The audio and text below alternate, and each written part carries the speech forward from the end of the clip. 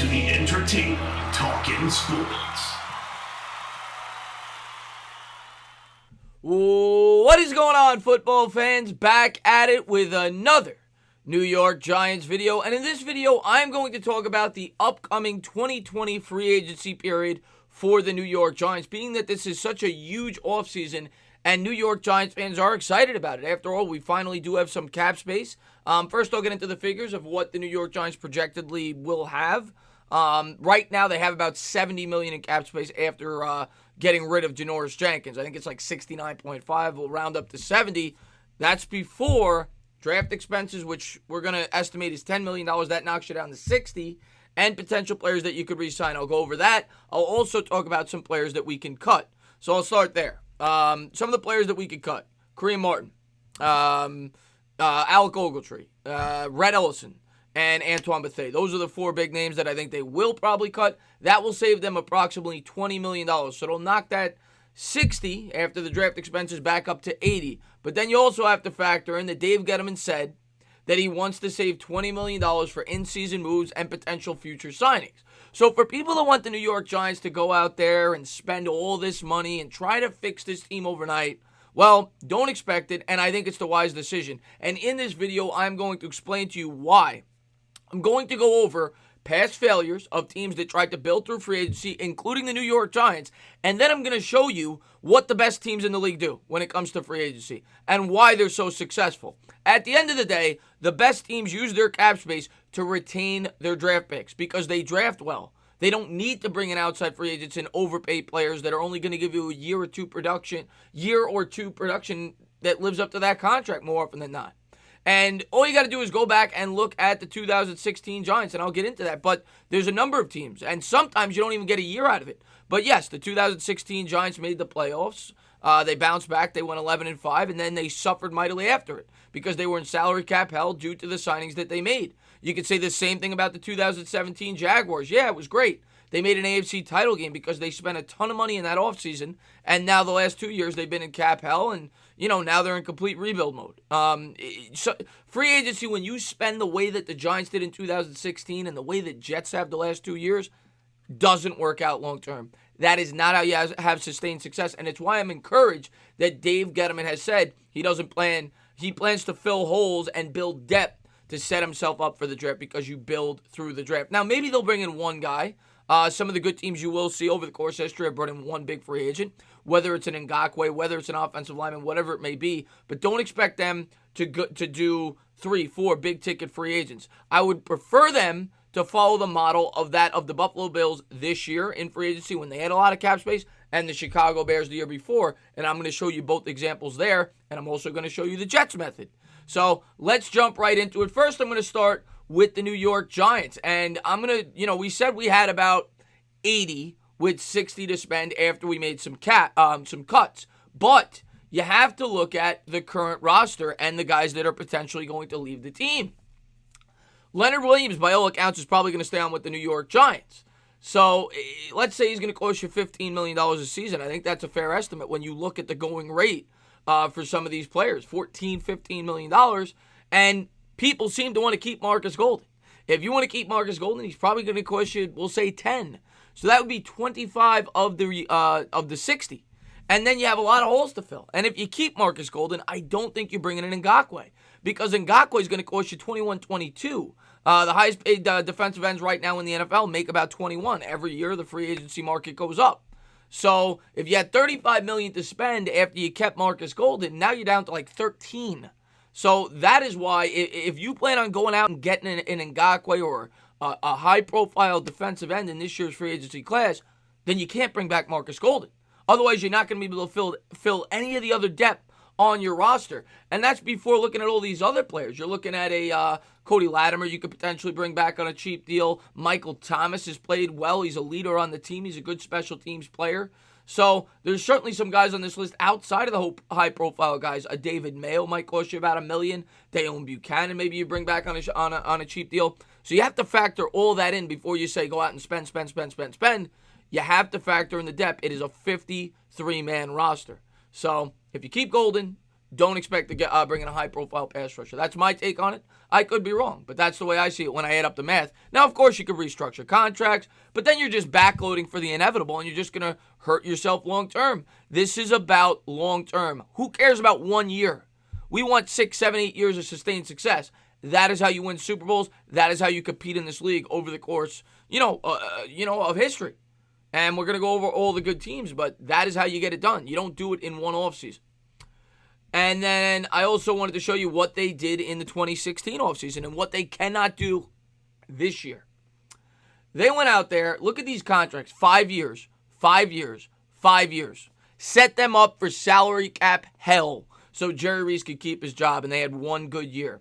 Olivier Vernon, ridiculous contract. Janoris Jenkins, Damon Snacks Harrison, and that set them back. It gave us 1 year, and after that, the team went to hell. Because they had no leverage. And you want to keep some money set aside so you can keep a Daniel Jones, so you can keep a Saquon Barkley. All these good draft picks that you guys like, Will Hernandez and, everybody, Dexter Lawrence, those guys are going to cost money. So you can't just, give the money away to free agents every year. So Giants got to be diligent with this cap space, and I expect Dave Gettleman to do so. But, like I said, I want to go over some of the failures. We're going to start with the New York Jets, and I'm not picking on the New York Jets. But the New York Jets, over the last 2 off seasons, have spent $400 million in free agency.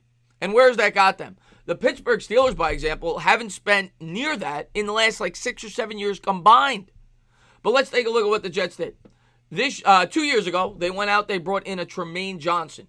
5 years, $72.5. Spencer Long for about $8 million, a 4-year contract. So this wasn't an awful free agency period outside of the Tremaine Johnson. But then they doubled down and they brought in C.J. Mosley for $85 million, which is $17 million a season. They brought in Le'Veon Bell, a running back, paid him almost $13 million a year. And Jamison Crowder almost made $10 million a year for a slot wide receiver. Henry Anderson got almost $8 million a year as well, over $8 million a year as well. So they filled their team with free agency, and they did it with a couple of players. They spent all that cap space on 3, 4, 5 players. They didn't add depth, and they didn't add at the most important positions, be it the offensive line. They tried with Ryan Khalil on a 1-year contract, and that failed miserably. And that is a mistake, and that is not how you build a football team, by spending $400 million in 2 offseasons. And hopefully the New York Giants do not make the same mistake they made in 2016 and the same mistake the Jets have made over the last 2 years. You got to spread it out. And that is why I wanted to go over the Bills model. The Bills and the Jets were in a very similar situation going into this offseason.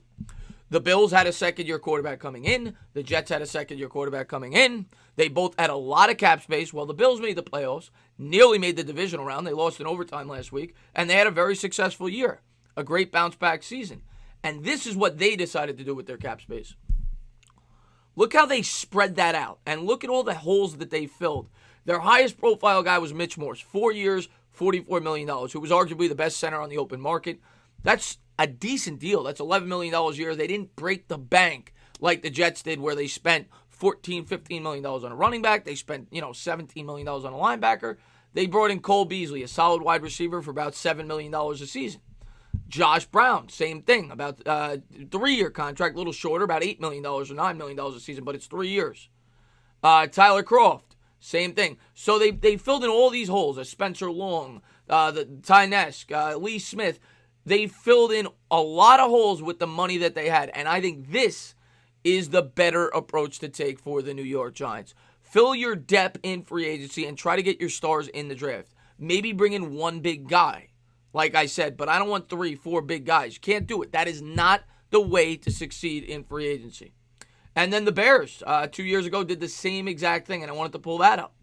They stretched the money out. They filled in a lot of holes. Look at that. Aaron Lynch on a cost-effective deal. 1 year, $4 million on a prove-it contract. Similar to what they did with Marcus Golden last year. But they had a lot of cap space, and they spent it properly. Of course, Cody Parkey didn't work out very well. But Taylor Gabriel was a very cost-effective move. Prince Amukamara was pretty good, is pretty good for them. Only a 3-year commitment there for $9 million. None of these contracts break the bank. Allen Robinson, maybe you could argue a little bit there, but only a 3-year deal. Trey Burton, $8 million a season. So nothing is crazy here. But they had about $100 and something million to spend, and they stretched it out to fill holes on their roster. And that is the proper way to build in free agency. And then I wanted to go over some of the best teams in the sport. I picked out who I feel are the 5 most consistent teams in football. The Ravens, the Chiefs, the Saints, the Patriots, the Steelers. And you just go over their history. I mean, look at the Ravens' history. This was about 4 years ago. Where's the big signing there? Nobody. Crabtree, $7 million a year is their biggest signing. The next year, they had one big signing there and a Brandon Williams at about $10 million a season. But again, it's much like the Bears model and the Bills model. They stretched the cap space out when they had it. And they brought in a number of solid players. Well, Darius Webb was pretty good for them. Danny Woodhead was pretty good for them. So they stretched it out. They filled in the holes. The next year, similar. Eric Weddle not breaking the bank there. You're talking $8 million a season. They spent $49 million in free agency, but no high-profile signings. They got Mike Wallace on a cheap contract. Benjamin Watson. None of these guys are crazy signings here. And then the fourth year, not much different. Earl Thomas was pretty big, being that he was a veteran safety. But this past year, Mark Ingram, you're not killing yourself there, $5 million a season. And they've been efficient in free agency. And you can say the same thing for all these teams. The Chiefs, where's the big signing there? Mitchell Schwartz, this is going back 4 or 5 years, but nothing huge there. $71 million, but it's spread out. No huge contract. 5 years, $33 million is your biggest contract there. The following year, Darrelle Revis on a prove-it deal. They spent almost nothing in free agency that offseason. Watkins, they needed a wide receiver for the young quarterback, so they said we're going to splurge. But outside of that, Hitchens, I suppose, is pretty big, but it's only $9 million a season. And this is 2 years ago, so it's, relative to the times. And outside of that, 2-3 year contracts, cheap contracts. And then this past year, they spent one. Just like I said, the Giants could do this offseason as well on a Honey Badger. But outside of him, again, cost-effective deals. Look at little Sean McCoy. Look what they're getting out of him. 1 year, $3 million. Nothing crazy here. And that's what the Chiefs did. The Saints, same thing. I went over their last 3 years where they've had a lot of success. Look how they stretched that cap space out. 4 years, 34. 4 years, 28. 4 years, 24. Nothing crazy here. Nothing over $8-9 million. And they filled in a lot of holes here, with the space that they did have. The following year, same exact thing. I'm not going to count Drew Brees because he's a quarterback.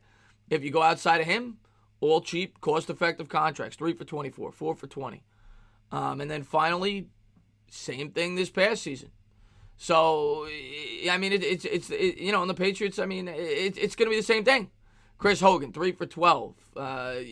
Stephen Gilmore, that was their one big splurge. They needed a cornerback, and look how good he's performed for them. But usually the Patriots are diligent in free agency. That's what they do. The following season, 2 years, $10 million is their biggest signing. Look at the guys they got here, though. Rex Burkhead, Eric Decker. These are solid pros, Jeremy Hill. But they got them on cost-effective deals. Some of them work, some of them don't.